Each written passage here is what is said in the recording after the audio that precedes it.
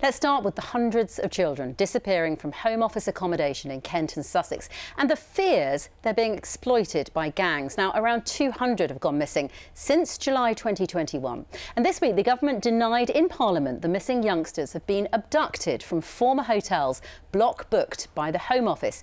But today, we can exclusively reveal that 3 children who went missing from a hotel in Hove last year have since been arrested for crimes linked to the drugs trade in other parts of the country, including cannabis cultivation. Now, all of this prompts fears they have been trafficked. Finn lives near one of those hotels. He says he's not surprised. We've seen it 2 or 3 times, dark saloon cars with older men in it, middle-aged, maybe up to the sort of 50s, approaching the young kids, chatting to them. And when, sort of any residents or people walk past them, the cars quickly speed off. Well, my concerns are it's, people trafficking county lines. These are, vulnerable children that should be looked after a lot more than they are. And it looks like just absolutely nothing been done over the last 18 months. If 70 children have absconded or disappeared from a hotel, 1 child going missing is too many. 70 children going missing is absolutely ridiculous.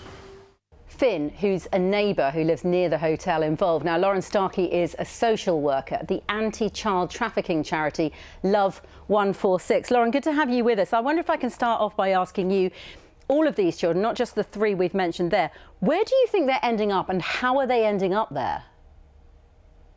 I think the 3 that have gone missing give us a really good idea. The 3 that have been found give us a really good idea of what's happening. In our experience, based on the patterns around trafficking of unaccompanied young people that we see, it's very common for them to be coerced and forced into criminal activity. That's what criminal trafficking and exploitation is.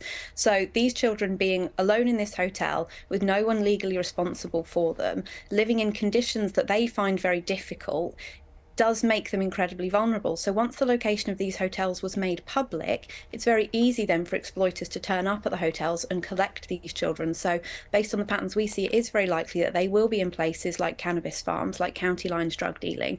And I want to be really clear that those children are not there willingly. There's a lie that has been put out this week that because these children are not 9 and 10-year-old kids, because they're Albanian, because they're 16 and 17 years old, that they must be part of this, willingly involved. The line this week was that they had been willingly trafficked. There is no such thing as a child that has been willingly trafficked. These children have been exploited and coerced, and it's very likely that the people who've come to pick them up have either sold them a lie or tricked them or coerced or forced them into going with them and forced them into this life of crime. Lauren, what sorts of things might be said to them that would persuade them to go? And I too have heard that line about willingly trafficked and was bemused by it. So what sort of information, what sort of pressure would get a child to get in a car and go to another part of the country and end up working in a cannabis factory? It'll depend on the method of their arrival. So a lot of children are trafficked from their home countries. So those children will often have debts hung over them, which are to cover the cost of bringing them here. So traffickers will say the cost of a journey to the UK is £20,000, and that will be a debt that is held over the children so that once they're here, those children in those circumstances often will contact their traffickers and say, OK, this is where I am, come and pick me up. But they're doing so because they are frightened, because the debt is being held over them, and the threat that they're given is, if you don't pay this debt, we will return to your home country and we will kill your entire family, we will kill you, we will kill everyone you care about. So they're terrified. But equally, the children who aren't trafficked to the UK but who are in these hotels are at extreme risk of being exploited because of government rhetoric and policy that's being implemented. So one of the lines we know traffickers are using is, if you stay in this hotel under the care of the government, you will be deported to Rwanda. You then get Robert Jenrick, the immigration minister, saying about plans to round up and deport all the Albanians. So for the Albanian young people, that's extremely powerful for their traffickers to say to them, if you stay in this hotel, the government is going to round you up and deport you. And so those children are extremely vulnerable to this myth of the willingly trafficked. They're not willingly trafficked, they are coerced into this. Lauren, what is life like for a young person who ends up selling or growing drugs for a gang? It's beyond horrifying. The stories we have had from the young people we've worked with are of extreme abuse, that the These children are terrorised on a daily basis through physical abuse, through beatings. Sexual abuse is unfortunately extremely common. Threats are held over them. The mental torture and often physical torture that they're subjected to is unbelievable. The cannabis grow houses are very, very dangerous. Children have to water the plants, manage the lighting systems. There are huge fire risks. We've had children who haven't seen daylight for months on end, who are living in these incredibly oppressive and abusive conditions. I think there's a lie that the non-sexual forms of forced labour and criminal exploitation of teenage boys is somehow a less egregious form of harm than girls being sexually exploited. But that's not the case. These boys are deeply, deeply traumatised after the abuse they've been through. You've talked about some of the language you're unhappy with that's used, e.g. willingly trafficked, and you've talked about things that you consider to be a lie. Something that's often mentioned is, are they really children? People talk about the fact that they've got beards, there's facial hair. Are these people in these hotels being run by the Home Office in Kent and in Brighton, are they definitively children? Almost definitely. The Home Office is taking a really gung-ho approach to age disputes at the moment. If there is even a scent when these children are encountered at port that they are adults, the Home Office and their officials are finding them to be adults and shunting them out into adult asylum accommodation. From what we've seen, if children are ending up in hotels, you can guarantee they are really children, because if there was a scent that they weren't, they wouldn't be in those hotels. Okay. Having beards tells us nothing. My 15-year-old brother had a beard and was shaving daily at 15. Children go missing from council care too, and there is there's a real nuance here about this being these being hotels that have been taken over, block booked by the Home Office, and there's definitely some to and fro about who's really responsible. But the fact of the matter is, once these children are in council care or even in foster care, they could go missing too, couldn't they?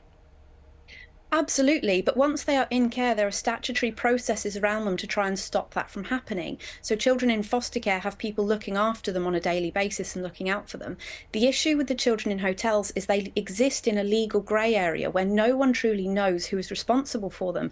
And I think that was proven really well in the Observer article that first revealed these stats, which was they asked Brighton and Hove for a comment on who's responsible for these children. They directed it to Sussex Police to the Home Office back to Brighton and Hove.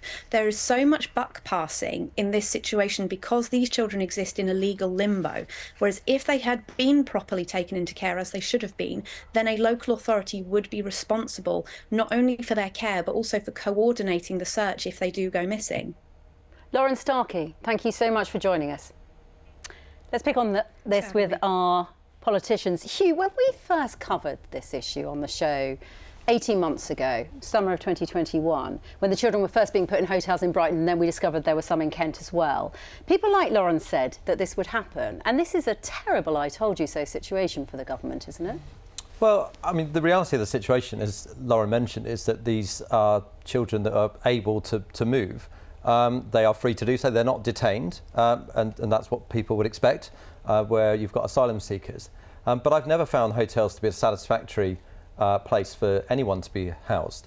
They're expensive, they do nothing for the area, but also I don't believe that they're the best places for asylum seekers either, and certainly not children. There is safeguarding care from adults in the hotels, but ultimately the adults can sign them in, sign them out, look at suspicious activity. They will go with them where there are supervised activities. But as I say, they're not locked up, and that's not the way that we work with the asylum system here. So therefore they're free to come and go. Are you saying that the biggest priority is stop putting them in hotels? I mean, there is the risk, of course, they could still go missing.